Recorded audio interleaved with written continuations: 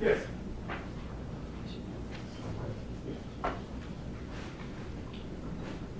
November 13th?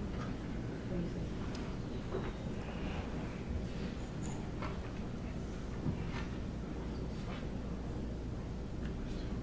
Okay, so we're gonna have to block. Not block, but we need to watch. Halloween. Check your calendars for 11/13, please, except for Mr. Steele, since he'll be somewhere else. Oh, what was that date, Judge? The, sorry. 13. It's my birthday. Okay, never mind. It's, I'm working on my birthday, I already said November. 12? so. 13. Look at the 12th or the 13th. November. Tell her, Simon. Your Honor, the 13th, we have federal court in Nashville. Knoxville. 12? Or is that your travel day? Will you be, what that one you use on the phone to go there?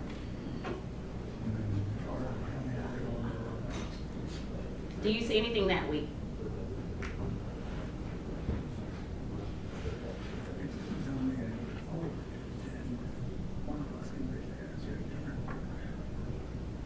Your Honor, we could do the 10th, that Monday. Oh, that's the, Well, the, is that Veterans Day? Let's see. no, the Veterans Day is the 11th, Oh. but the 10th is not good for the court. Not gonna take into account, but if it's just a report. The report is gonna be the 31st. And she said 10 days after, she needs, you need time to review the report once it's received. I guess we can argue about it later. Let's get the jury in.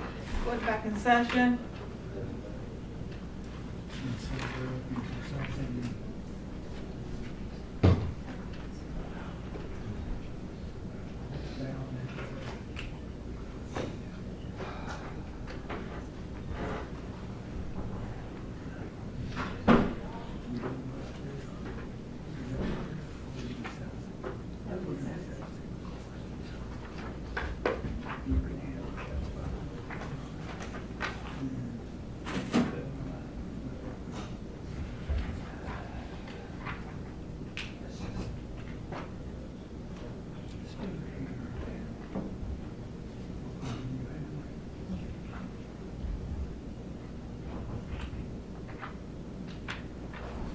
Would the 12th work? And I'll just handle it since he won't be here. Otherwise, we're on into December. Oh, no. We're not doing that. I'm fine with this well if everybody else is fine. Good for us, Judge. Works. So mark both days in your calendar, please. October 31st and November 12th.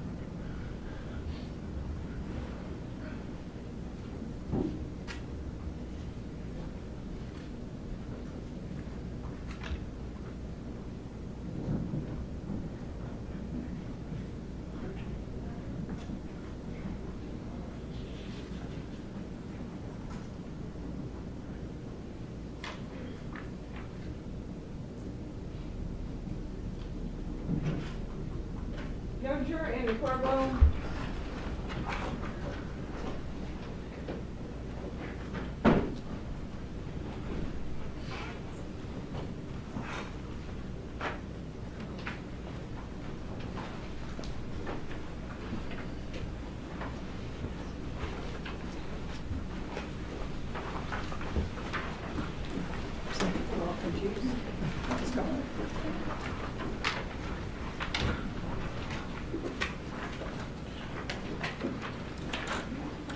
Good morning. Good morning. Let's get to work. Ladies and gentlemen of the jury, you see yet another packet in your chair that I'm going to read to you. The criminal court for Shelby County Division 5 of the state of Tennessee versus Brandon Isabelle, indictment number 2203799. Members of the jury, you have now found the defendant guilty beyond a reasonable doubt of first-degree murder as charged in the indictment. It is now your duty to determine within the limits prescribed by law the penalty which shall be imposed as punishment for this offense. Tennessee law provides that a person convicted of first-degree murder shall be punished by imprisonment for life without the possibility of parole or by imprisonment for life. A defendant who receives a sentence of imprisonment for life shall not be eligible for release until the defendant has served at least 51 full calendar years of such sentence. A defendant who receives a sentence of imprisonment for life without parole shall never be eligible for release. In arriving at this determination, you are authorized to weigh and consider any of the statutory aggravating circumstances proved beyond a reasonable doubt, and any mitigating circumstances which may have been raised by the evidence throughout the entire course of this trial, including the guilt-finding phase or sentencing phase, or both. The jury is the sole judge of the facts and of the law as it applies to the facts in the case. In arriving at your verdict, you are to consider the law in connection with the facts, but the court is the proper source from which you are to get the law. In other words, you are the judges of the law as well as the facts under the direction of the court. The burden of proof is upon the state to prove any statutory aggravating circumstance or circumstances beyond a reasonable doubt. Reasonable doubt is that doubt created by an investigation of all the proof in the case and an inability after such investigation to let the mind rest easily as to the certainty of your verdict. Absolute certainty is not demanded by the law, but moral certainty is required, and this certainty is required as to every element of proof necessary to constitute the verdict. The law makes you, the jury, the sole and exclusive judges of the credibility of the witnesses and the weight to be given to the evidence. Victim impact evidence. The prosecution has introduced what is known as victim impact evidence. This evidence has been introduced to show the financial, emotional, psychological, or physical effects of the victim's death on the members of the victim's immediate family. You may consider this evidence in determining an appropriate punishment. However, your consideration must be limited to a rational inquiry into the culpability of the defendant, not an emotional response to the evidence. Victim impact evidence is not the same as an aggravating circumstance. Proof of an adverse impact on the victim's family is not proof of an aggravating circumstance. Introduction of this victim impact evidence in no way relieves the state of its burden to prove beyond a reasonable doubt at least one aggravating circumstance which has been alleged. Statutory aggravating circumstances. Tennessee law provides that no sentence of imprisonment for life without possibility of parole shall be imposed by a jury, but upon a unanimous finding that the state has proven beyond a reasonable doubt the existence of statutory aggravating circumstance, which shall be limited to the following. The murder was committed against a person less than 12 years of age, and the defendant was 18 years of age or older. Members of the jury, the court has read to you the aggravating circumstances which the law requires you to consider if you find proved beyond a reasonable doubt.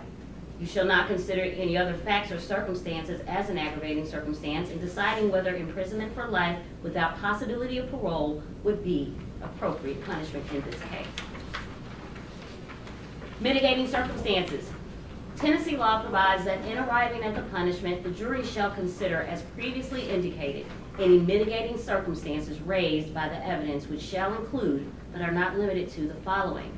The defendant has no significant history of prior criminal activity.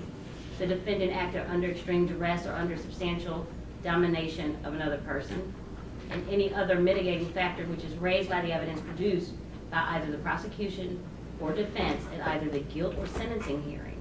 That is, you shall consider any aspect of the defendant's character or record or any aspect of the circumstances of the offense favorable to the defendant, which is supported by the evidence.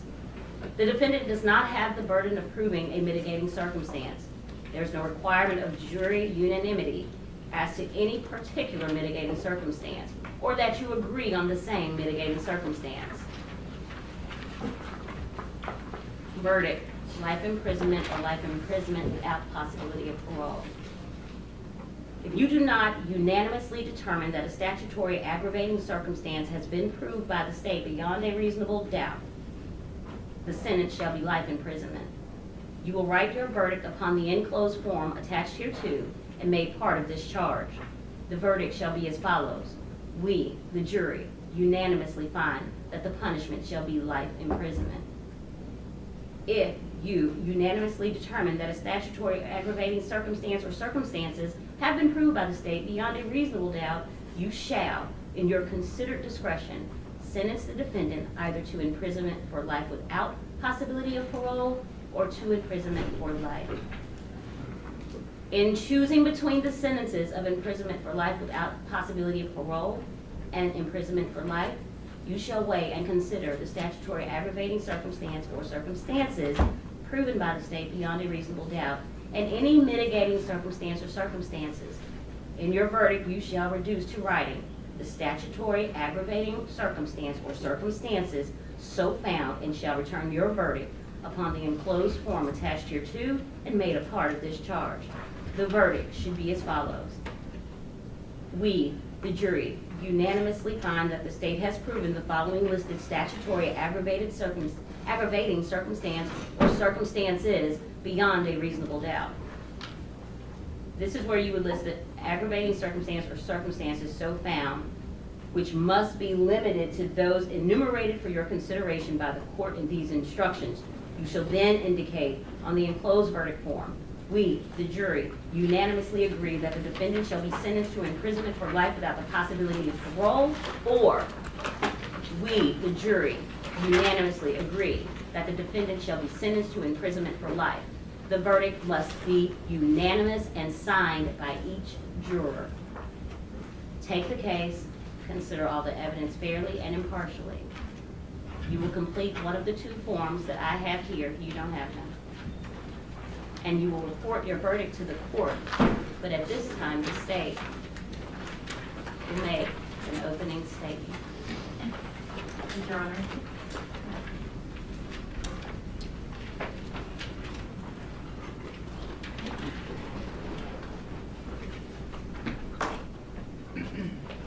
Ladies and gentlemen, we've entered the sentencing phase.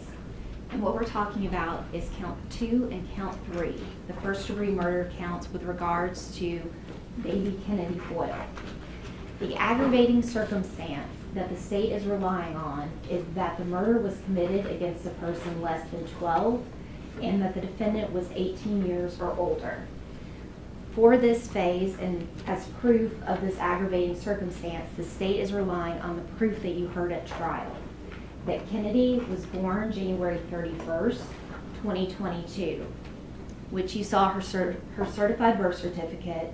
You heard April Campbell, her grandmother, testify as to when she was born, and you saw text messages between Artisha Stewart and the defendant indicating the time of her birth.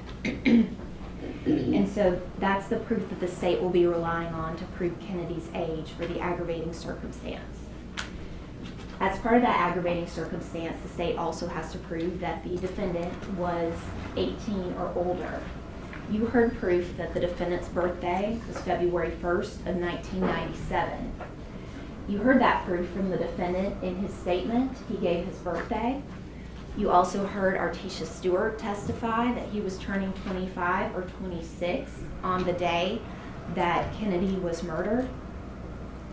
And also you have as an exhibit the certified divorce complaint that the defendant filed. It also includes his birthday, February 1st of 1997. That will be the proof that the state relies on to prove that aggravating circumstance beyond a reasonable doubt. Now, once you have listened to the proof, once you've heard any mitigation, the state is confident that you will find that the aggravating circumstance and the nature and circumstances of this case outweigh any mitigation. And we will be asking that you sentence the defendant to life without parole on counts 2 and 3. Thank you.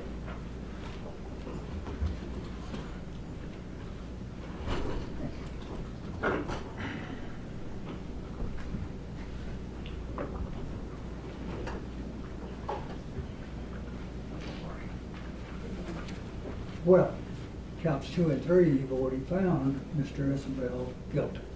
So the state's aggravating circumstance is embodied in that finding of guilt. What we are here today, and this phrase "to decide," is what the punishment should be. Is life enough? 51 years? Or do you have to be, is this man so unable to be rehabilitated that he should be kept in jail the rest of his life? That's what you have to decide. And we'll be showing you evidence that, of course, he's youthful, he's worked, he's got good awards at work. While he's been locked up, he never made bond on this. So he's been in jail. While in jail, he's taken opportunities to better himself, taken classes that they offer there. And that brings our Keisha back into it. One of the factors is that he acted under the domination of another. And so you'll get to consider that and give it what weight you consider to be proper in deciding whether it should be life or life without parole. Thank you. Would the state like to call a witness? Yes, Your Honor. State will call April Campbell.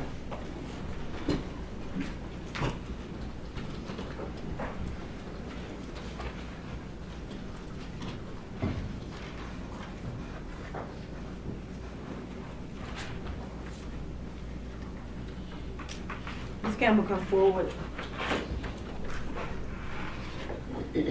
Watch your step. Stand right here, face you, and raise your right hand. Do you swear or affirm to tell the truth? Yes, ma'am. Please have a seat. Watch your step. Good morning, April. Good morning. You've been out here all week, haven't you? Yes. This is finally your chance, right? Right. This is your chance to tell the jury what Kennedy meant to you, what Kennedy meant to your family, and how her loss has impacted you guys, okay? I'm gonna let you go from here. Kennedy. That was our world. We only got the hour with her. But when she laid on my chest, I got the biggest smile. I got to feed her and change her clothes. But I had to let her go to everybody else. So she just went around the room from me to her sister. Gerard, her eyes lit up when she held her. I mean, everybody was in love with her. She was the sweetest thing ever. It's been a long 3.5, almost 4 years. I miss my grandbaby. You know, that was my number 7. She was 7 for me. And she could just take it just like that. It's been plenty of sleepless nights. I ain't slept in 3.5 years. I finally got sleep last night. I mean, you know, we never recovered her body, so when we buried her mom, I had her burial made with a beating heart. It added to her coffin so she would be by herself. I mean, I don't know what else is. You know, we missed her, and she ain't here now. That's all I can say. That's all I can say. Thank you. No other questions, Judge?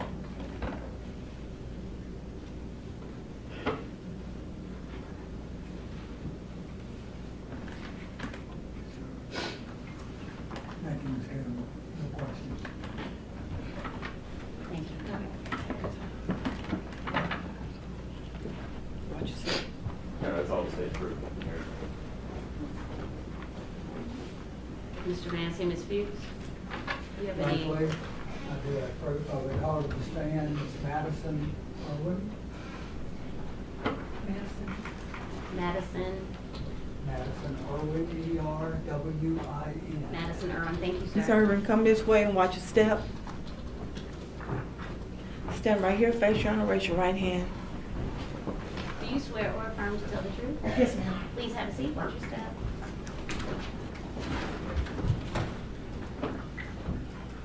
Could you state your name and spell it for the court reporter, please? Madison Irwin, Madison, Erwin. By whom are you employed, Ms. Irwin? Inquisitor Incorporated. And did you have a chance to work on the case of Brandon Isabelle? Yes, sir. And how old was Brandon when this happened? He would have, am I allowed to refer back to my notes? Hearing no objection, go ahead. Okay.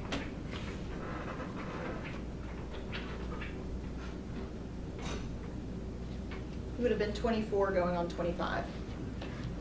And did he work? Did he have a work history? Yes, sir. And where did he work? At FedEx. You know how long he worked there?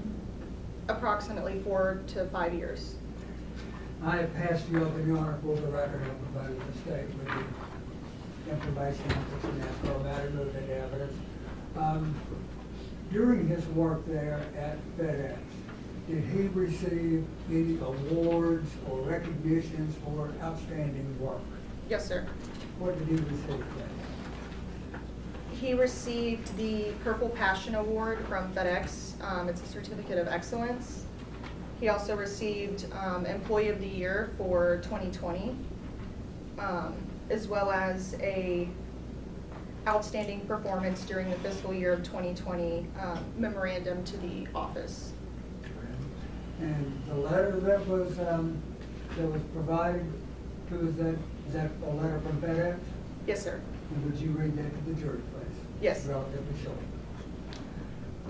Brandon, I truly want to thank you for your outstanding performance during fiscal year 20. Thanks for going above and beyond in all areas. Your positive attitude and great work ethics are appreciated. The extra hours, teamwork, and leadership that you've shown have resulted in overall operational effectiveness. Brandon, you have exemplified what the Purple Promise is about. It is employees such as you that make FedEx one of the most admired companies in the world. In recognition of your outstanding performance, it is with great pleasure that I present you with this Bravo Zulu for making a difference and keeping the Purple Promise. And this is from Jackie Nichols, the Managing Director. Thank you, Your Honor. So, Your Honor, please, I'm going to ask that be made. She needs to exhibit the letter and the 2 certificates of excellence. Collective, Collected exhibits, please. would you like to identify this as collective work achievement? Yes, I will mark it. Thank you.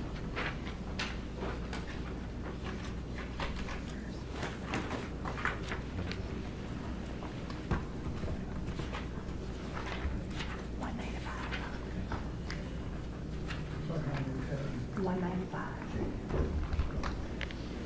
And during the course of time from the date of arrest to today, Mr. Isabelle put in jail, have you had the chance to look at his jail records and see if he's completed any programs, has any certificates of completion of programs offered in the jail to better yourself? Yes, sir. What certificates of completion has he had? He completed the electrical basics. He's also completed the master plan, and that's the first one, electrical basics, is from July of 2024. The master plan is from June of 2024. He has completed wellness recovery action plan. This is for reentry. That was completed in December of 2024. And finally, plumbing basics, that was completed in July of 2024. All right, ask that they made the next cumulative exhibit, please. For the record, your last exhibit was 195. This will be 196.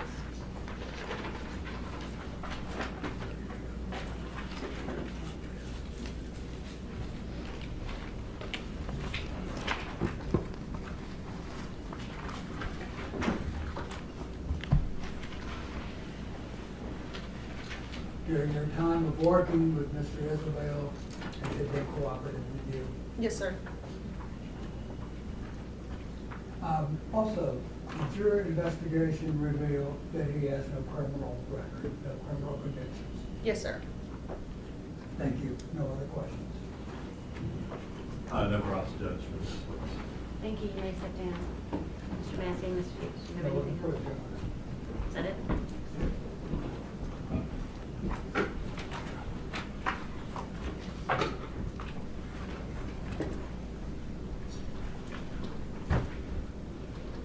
Go ahead, please. Thank you. All right, ladies and gentlemen, it's been a long road and we're almost there. The aggravator that we're relying on is that first one that you have in your instructions, that Kennedy Hoyle, the victim, was under 12 years of age, that this defendant was, I'm forgetting the exact language, I think it's over 18 years of age. And we have a couple of exhibits just to show you that we have in fact proven Kennedy's age. Obviously, she was born January 31st in the very early morning hours. She only lived less than 2 days. Brandon Isabelle, we heard this is the divorce decree that was entered, and it indicates that his birthday was February 1, 1997, which put him at 25 years old exactly at the time of the homicide, the day he murdered Kennedy. We've heard a little mitigation here. Congratulations on the plumbing certificate. Great job being Employee of the Year 2 years before you did this. And the Bravo Zulu. Good job. Those are things that we all do daily in our lives. But they don't in any way mitigate what he did to Kennedy Hoyle.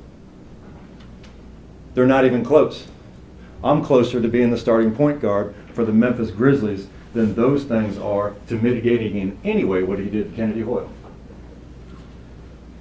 You look in your instructions and there is a mitigator called, I think it's duress or domination of another. And I want to talk about that one a little bit in relation to the facts and circumstances of what he did to Kennedy. Duress. Was he under duress? Was he under domination of another when he pulled baby Kennedy out of that car after her mother had been murdered? Was he under duress or domination, extreme duress is what it says, or domination of another when he made the choice to throw her in his car and drive all the way 30 minutes to Cordova? Was he under extreme duress and domination of another when he chose to go inside the house and change out of the bloody slides and change out of his clothes and leave baby Kennedy in the car in February while he did that?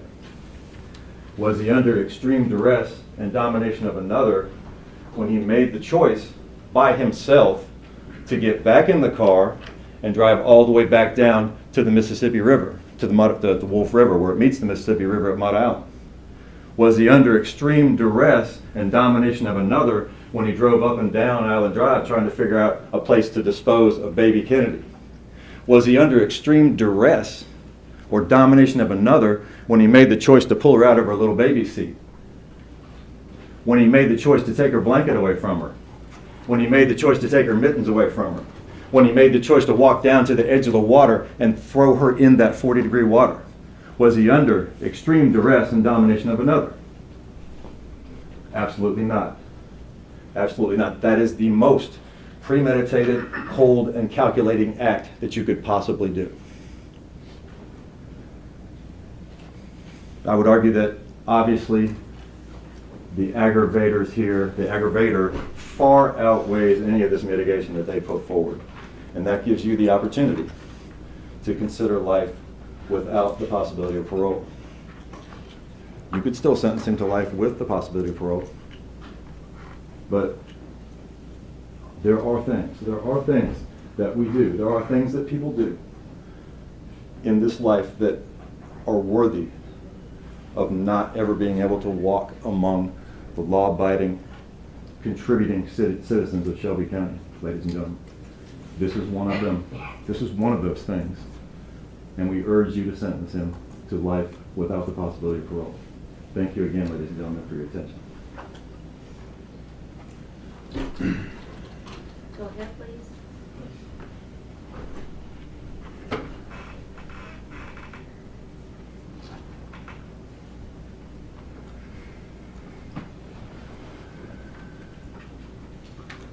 life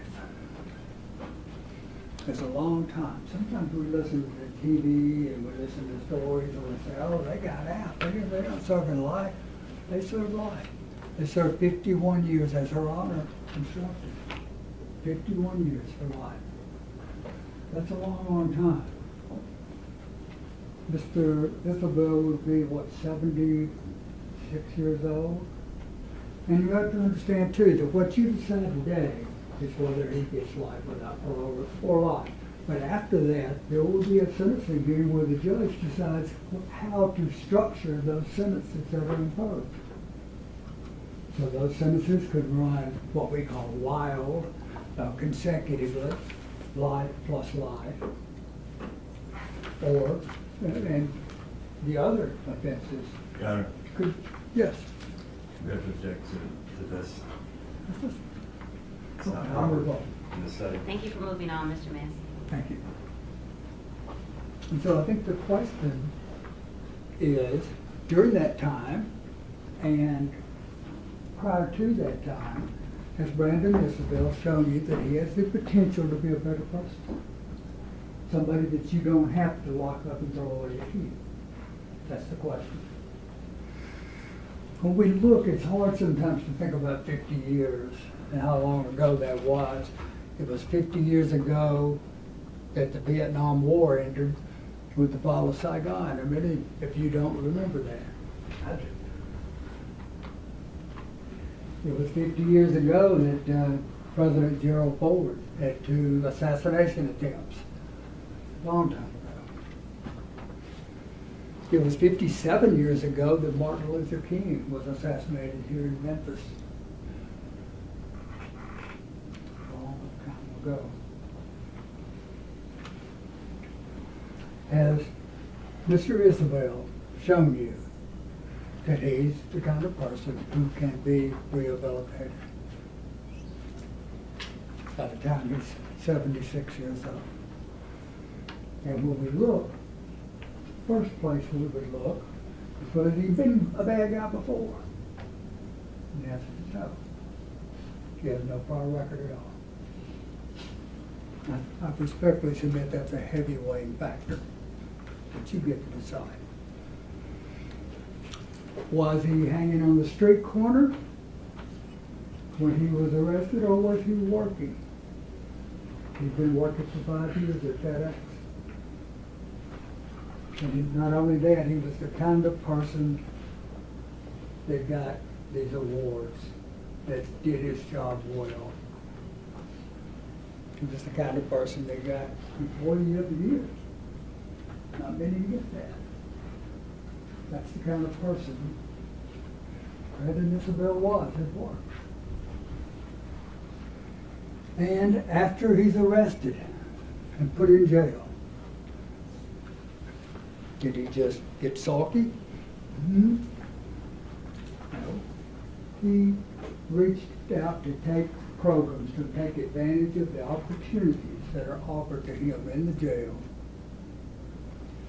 to make himself a better person. So that's what you have before you. And is 50 years enough? 51 years. And of course the punishment should not go over into emotion. It should be something that's just. A life sentence, I respectfully submit, is just. And it's no more than necessary to punish this horrible punishment they gave the person. Thank you.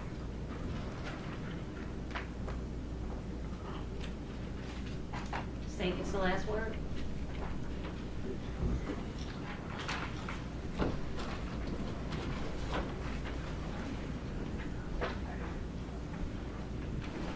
Mr. Massey asked you, is 51 years enough? Is a possibility for Brandon Isabelle walking out of prison one day, is that enough? For the murder of his own 2-day-old daughter, by grabbing her by the leg, throwing her into the Wolf River on a cold, dark, rainy February night. All because she was inconvenient to him. Is 51 years enough? Now, Mr. Massey was talking about duress, domination. What duress? What domination? What proof in all of those exhibits that came forward showed that somebody was controlling him? What proof is there that someone told him, you got to go kill that baby or else? Who made him do this? State submits nobody. This was a choice that Brandon Isabelle made of his own volition when he took that baby from the car. 2-day-old baby Candy. And let's be clear here. We say 2 days old.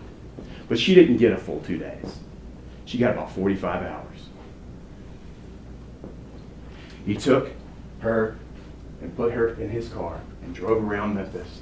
Went to Cordova, changed clothes out of those bloody slides, got back in his car where he left 2-day-old baby Kennedy and drove down to Mud Island, passing every interstate exit, passing all those houses.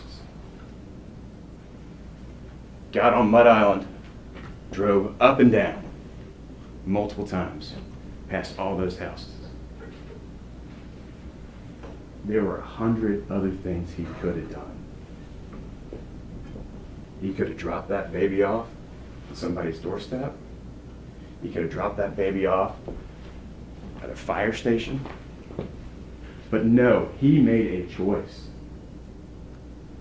He chose to take his 2-day-old daughter.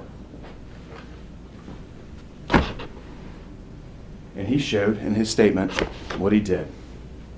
He carried her in his arms from his car down to that riverbank. Her hat already fallen off and hit her head, as he said. Was he worried about that? What did he tell Sergeants Floyd Bush and Boyd? He wasn't. He grabbed her by her leg, threw her into the Wolf River. And what did he say about that? It didn't go as far as the gun.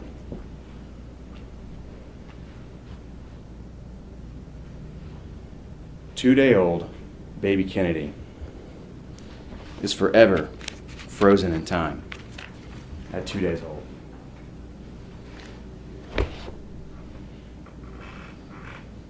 She'll never have a chance to take her first steps, speak her first words. Never have a chance to go to her first day of school. She'll never learn how to drive a car. Graduate high school. Make the choice of going to college or starting a career. She'll never have a choice to win awards for her work. She'll never have a choice to be Employee of the Year, to get letters of commendation for what she could have contributed to this world. She'll never have a choice to decide whether she wanted to go get an electrical certificate, a plumbing certificate, or whatever it is that she wanted to do in this life. She'll never have a chance to get married, have her own kids, become a grandmother.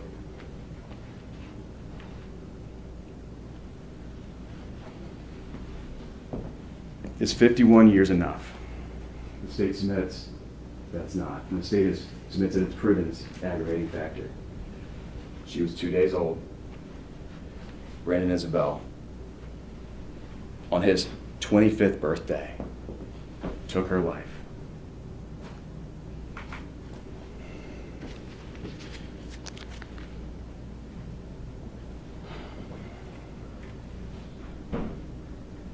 Does the crime of murdering your own 2-day-old daughter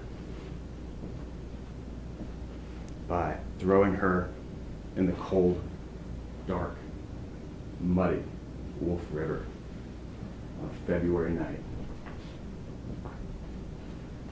warrant the sentence of life without parole? If not, what does?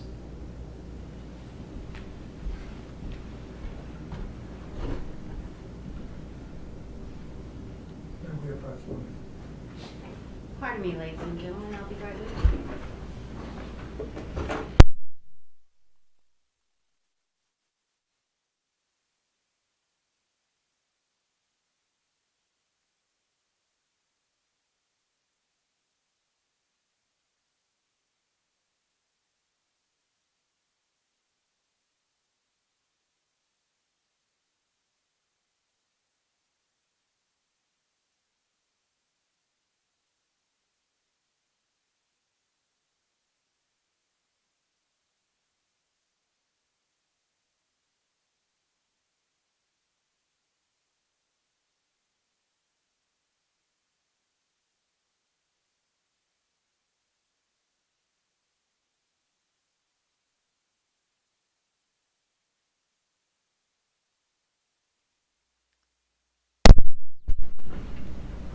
I believe that concludes statements and proof It from does, both sides.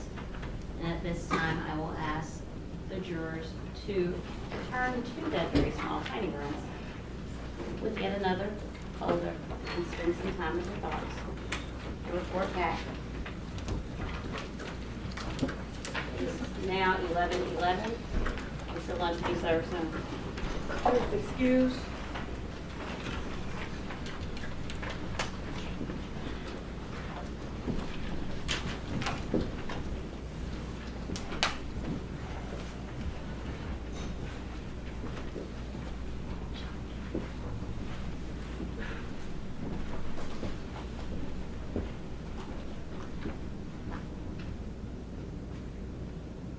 Recess. Court stands in recess.